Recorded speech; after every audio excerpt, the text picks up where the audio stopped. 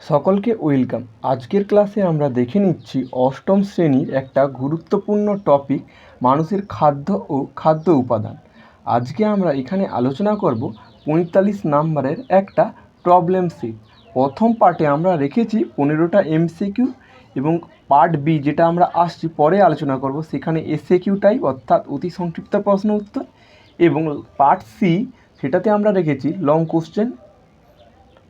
তো প্রথমে আমরা আলোচনা করব এমসিকিউ। প্রথম যে কোশ্চেনটাতে শুরু করব সেটা রয়েছে, প্রথম কোশ্চেনটা রয়েছে মোম গ্রন্থিতে উপস্থিত থাকে মৌমাছির কোথায়? মোম গ্রন্থিটা কোথায় রয়েছে? অপশান এ রয়েছে মুখে, অপশান বি রয়েছে ডানায়, অপশান সি পায়ে এবং অপশান ডি পেটের থলিতে।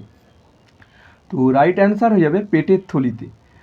দুয়ের দাগের যে কোশ্চেনটা রয়েছে মৌমাছির প্রতিপালন করার পদ্ধতিকে কি বলা হয়? Option A apiculture, option B রয়েছে সেরিকালচার, অপশান সি রয়েছে পিসিকালচার, অপশান ডি রয়েছে হর্টিকালচার।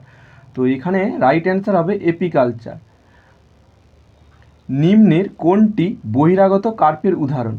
তো রাইট অ্যান্সার হবে অপশান ডি সিলভার কাপ। 1.4 উদ্ভিদে শতকরা জলের পরিমাণ কত? না 90% জল থেকে, অপশান সি হয়ে যাবে রাইট অ্যান্সার। পাঁচের দাগের যে কোশ্চেনটা রয়েছে উদ্ভিদের বৃদ্ধির একটি মুখ্য উপাদান হলো, তো মুখ্য উপাদান নাইট্রোজেন, যেটা অপশান ডি রয়েছে এন। ছয়ের দাগের কোশ্চেন রয়েছে রবি ফসলে তোলবার সময় কোনটা? তো মার্চ এপ্রিল হয়ে যাবে রাইট অ্যান্সার, অপশান এ। একের দাগের সাতের যে কোশ্চেনটা রয়েছে ডিম উৎপাদনকারী জাতের একটি মুরগি হলো, অপশান বি হয়ে যাবে রাইট অ্যান্সার লেগ হর্ন। আটের দাগে যে কোশ্চেনটা রয়েছে কোনটি লিটার প্রস্তুতিতে ব্যবহার করা হয় না? তো রাইট অ্যান্সার হয়ে যাবে অপশান ডি 1.9। ডিম এবং মাংস দুটি পাবার জন্য নিম্নের কোন ধরনের মুরগি পালন করা হয়? তো রাইট অ্যান্সার হয়ে যাবে এখানে অপশান এ যেটা রয়েছে প্লাইমাউথ রক। এবং দশের দাগে যে কোশ্চেনটা রয়েছে একটি সমাজবদ্ধ পতঙ্গ হলো, যেহেতু একসঙ্গে গ্রুপে থাকতে ভালোবাসে তাই রাইট অ্যান্সার হবে অপশান বি মৌমাছি। 1.11 মধুতে কোনটি প্রচুর পরিমাণে থাকে? মধুতে গ্লুকোজ ফ্রুক্টোজ থাকলেও এদের মধ্যে সবচেয়ে বেশি থাকে অপশান বি ফ্রুক্টোজ। 12 কোশ্চেনটা রয়েছে পতঙ্গ দমনে সাহায্য করে, এটা সিও হতে পারে ম্যালাথিয়নও হতে পারে। 1.13 স্টক ও সিয়নের মাধ্যমে কলম তো সৃষ্টি করা হয় কোনটির ক্ষেত্রে? অপশান সি হবে জোড় কলম। 1.14 চা পান করলে শরীরে উদ্দীপনা জাগায় কোন উপাদানটি?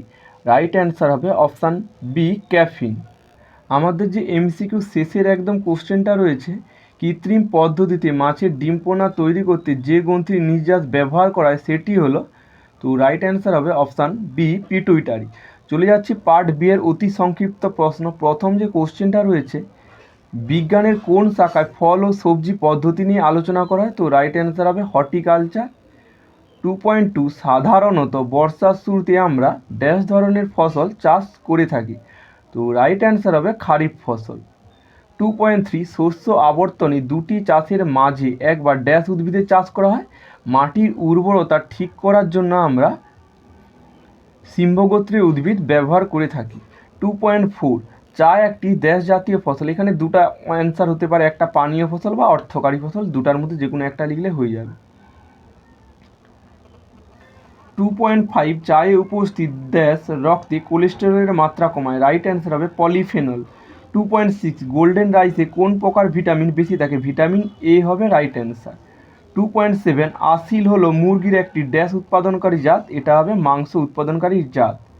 2.8 পশ্চিমবঙ্গের ড্যাশ ধরনের ধান চাষ সবচেয়ে বেশি হয়? রাইট অ্যান্সার হবে অপশান বি, অপশান বি নয়, আমন ধরনের চাষ বেশি হয়, ভুল বলেছি একটা, আমন হবে রাইট অ্যান্সার।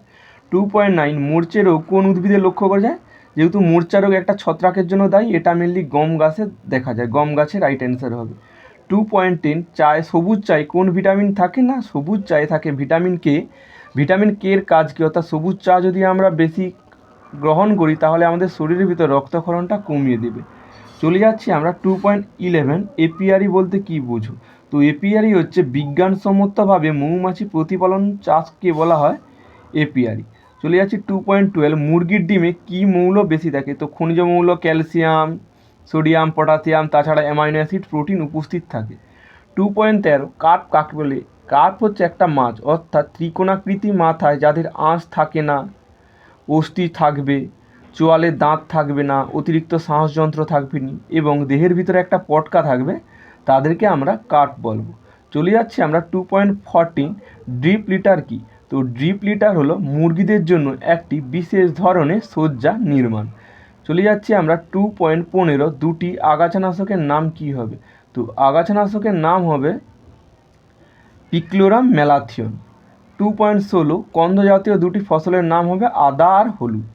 2.17 বর্তমানে কোন মেশিনের সাহায্যে ফসল তোলা আর ঝাড়াই করা হয়। তো রাইট অ্যান্সার হবে কম্বাইন হারভেস্টার বা কম্বাইন লিখলেও হয়ে যাবে। উদ্ভিদের দুটি গৌণ খাদ্য উপাদানের নাম কি হবে না লোহা আর জিঙ্ক। আর 2.19 দুটি খারিফ ফসলের উদাহরণ দাও। দুটি খারিফ ফসল হবে চিনেবাদাম, ধান।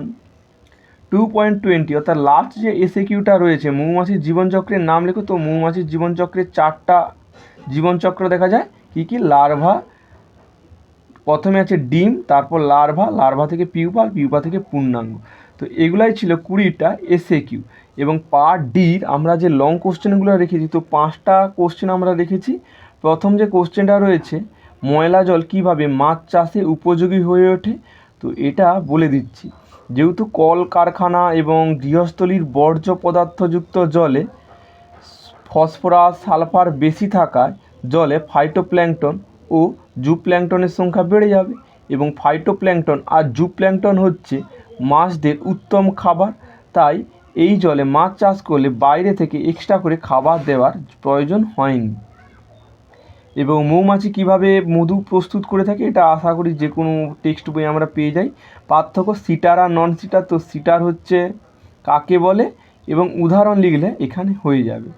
আর নিবিড় মিশ্র চাষ, এই যে 3 ধরনের দেশি মাছ রুই, কাতলা, মৃগেল এবং 3 ধরনের বিদেশি মাছ সিলভার কাপ, গ্রাস কাপ এবং সাইপ্রিনাস একসঙ্গে একই পুকুরে চাষ করাকে বলা হয় নিবিড় মিশ্র চাষ। এবং এর সুবিধা কি, এই নিবিড় মিশ্র চাষ করলে কি হয়, একসঙ্গে পুকুরে সমস্ত স্তর জুড়ে বিভিন্ন ধরনের মাছ চাষ করা হয় এবং স্তর ভিত্তিক মাছ থাকার ফলে খাদ্য দিলে তাদের মধ্যে প্রতিযোগিতা লক্ষ্য করা যায় না। এবং সিটার আর নন সিটারটা বলে দিচ্ছি। সিটার মানে কি, যে সকল মুরগি ডিমে তা দেয় তাদেরকে আমরা সিটার বলবো। এবং নন সিটার, যে সকল মুরগি ডিমে তা দেয় না তাদেরকে আমরা নন সিটার বলবো।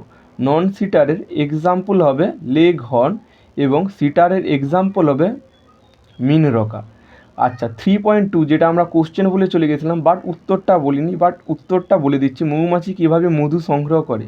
তো আমরা কি জানি, শ্রমিক মৌমাছি কী করে, ফুলের মকরন্দ বা যেটাকে ইংলিশে নেকটার বলে সেটা সংগ্রহ করে এনে মধুথলিতে জমা রাখে এবং সেখানে লালারস মিশিয়ে দেয়।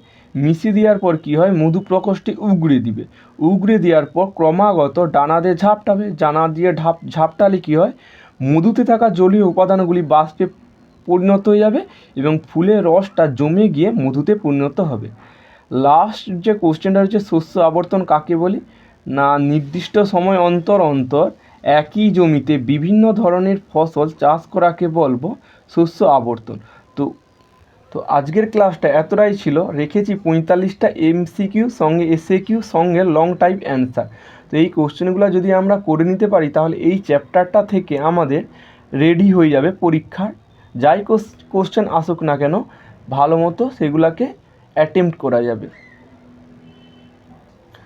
তো এরকম ক্লাস পেতে ক্লাস 5 থেকে 10 পর্যন্ত এরকমই ক্লাস বা এরকম প্র্যাকটিস সেট পেতে আমাদের সায়েন্স পাওয়ারের সঙ্গে যুক্ত হয়ে যেতে পারো। তো যারা শেষ পর্যন্ত ভিডিওটা দেখলে তাদেরকে প্রত্যেকে থ্যাঙ্কস ফর ওয়াচিং।